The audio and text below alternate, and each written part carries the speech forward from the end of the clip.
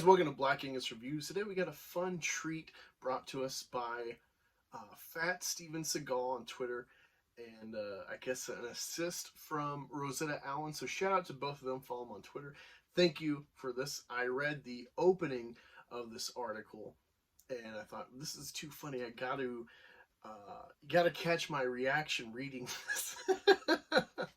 All right, so this is called 8 Signs of Internalized Misogyny by Romana Gohill. All right, so it says, have you ever debated about feminism with your female friends and one of them blurts out, what about men's rights?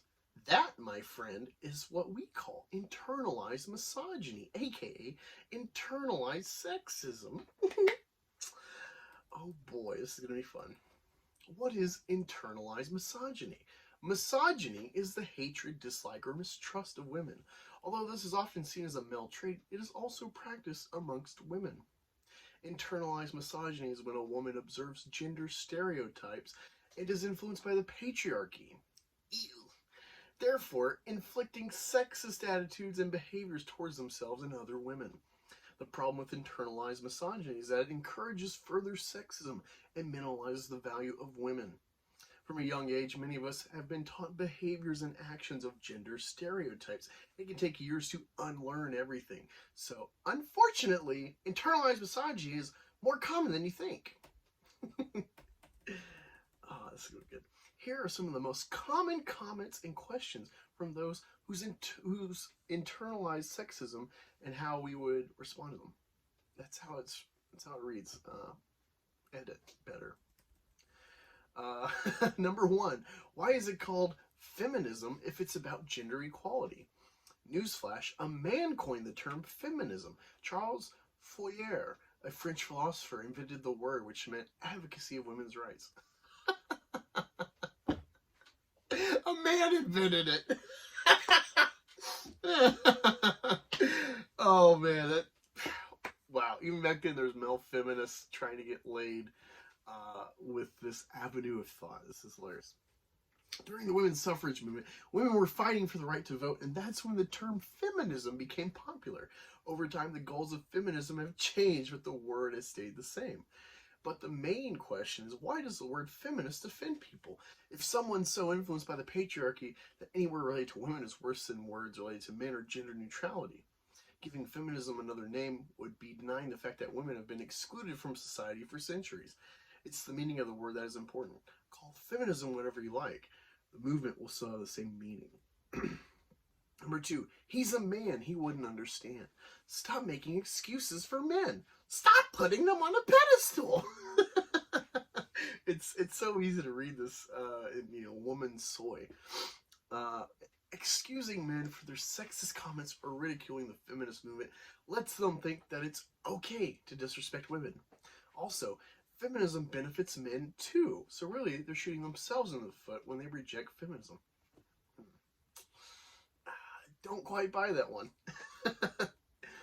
All my female friends turned out fine, so we don't need feminism. This is number 3. People who make comments like this are focusing on the privileged bubble that they live in. Right now, there's a 10-year-old girl who has just started her period, and her parents are preparing to marry her off. No, I don't think it's a common thought process. Maybe in the East, but not in the West. Right now, a young girl has missed 5 days of school because she can't afford sanitary products. Right now, a young girl is a victim of an honor killing. Who does that? I'll leave you to figure that one out. Right now, a working woman has been fired after telling her boss she's pregnant. Yes, this still happens. To some people, these examples may be far-fetched, but they're actually happening on a daily basis. These girls and women need privileged people to speak up and give them a voice. These issues might not affect you directly, but the reason these awful events are happening is because women are seen as less important, which affects all women. Number 4. But some women are happy being housewives. Having a choice is part of feminism. Some women are happy staying at home looking after their children, while some women are happy working. Being a housewife doesn't make a person any less of a feminist than a working woman. Also, being a housewife is a job in itself, and you don't even get paid for it. I remember I think it was U.S. or Good Morning Australia. Ask me the lining, but they were ridiculing this woman who was talking about her routine being a housewife. I'm like, every day I get up early, I make breakfast, I got coffee ready for my husband, going off to work, and they were so repulsed, like, oh my god, save this woman. So no, they're shaming women who choose the housewife lifestyle. So fuck you, feminism. If feminism is about gender equality, why does it always focus on women?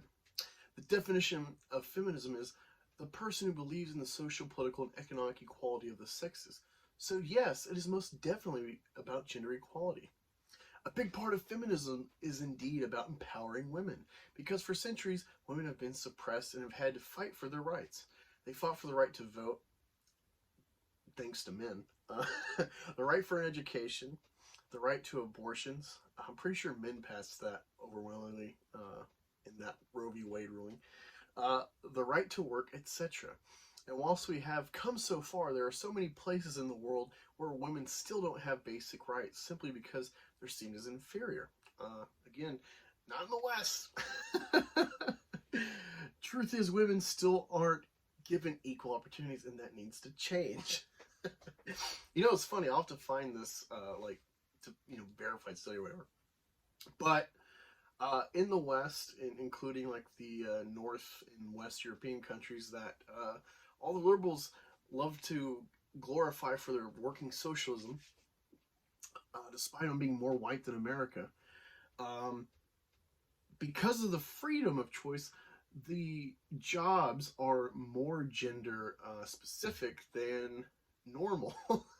Because there's a clear preference for certain jobs like nursing, teaching, etc. for women, and it kind of goes with the binary gender brain, men and women, their thought processes. They don't like to talk about that though. What about men's rights? First of all, men haven't had to fight for the basic rights women have had to. Secondly, this isn't a competition of which gender has the most or least rights.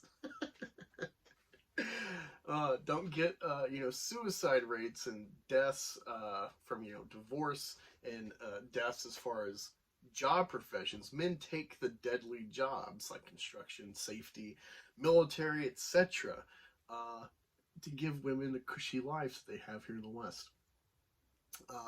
The most gender equitable places in the world for jobs are like shithole countries where everyone they need jobs and they need to fill them.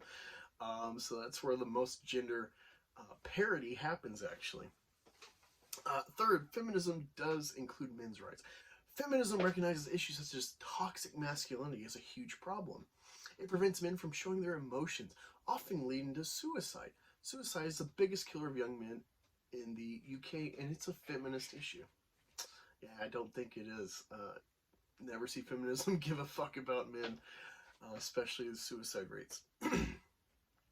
7, but there are so many other problems in the world like climate change, poverty, etc. Yes, there are, but one issue might be important to you because you can relate to it more or it directly affects you. You don't have to change the world, but you can make a difference. See, this is that intersectional talk. Feminism is very insidious. They figured out to be in the discussion of every problem. Climate change, somehow they make it about feminism. Trans issues. Oh, because trans usually are men becoming women, it becomes a women's issue. They always slip in, it's like, oh yeah, sure, Black Lives Matter, but you know how hard it is for black women? They're always dividing based on women. They're always including women when it doesn't really matter in the context of the discussion. Number 8, she's such a slut.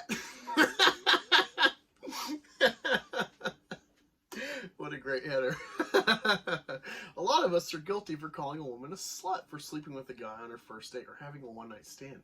But if a guy does the same thing, he's a lad or a legend. Who calls him way to go, lad? Okay. This is clearly some quirky 45-year-old cat lady writing this. Just like men, women are allowed to express themselves sexually. Women have needs too, and the last thing they need is other women judging them for it. That's just the thing. Women will judge other women. Women are the worst enemies of women. And there's also a reason.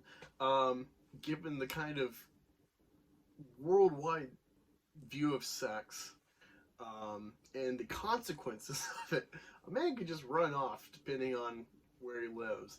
Uh, if a product is made from sex, as opposed to women are stuck with it. So there's kind of an intrinsic biological reason why sleeping around as a woman is discouraged, because you're left with the product of it potentially. Versus, a man, it's like fatherhood's trivial. You can spread your seed easy. Yeah, there's just so much to that is intrinsic to how people view each other and view the genders of sex, but whatever. Let's close this out. Next time you observe internalized misogynistic behavior from a female friend, gently point out their internalized sexism and remind them that not only are they devaluing other women, but they're also devaluing themselves. Lots of love. Randy and Company. That's where this lovely article is from. And I hope you enjoyed that as much as I did.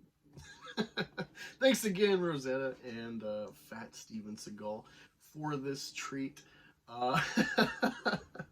This is about a year-old article and gave me a lot of laughs, as you saw, and a lot to not think about.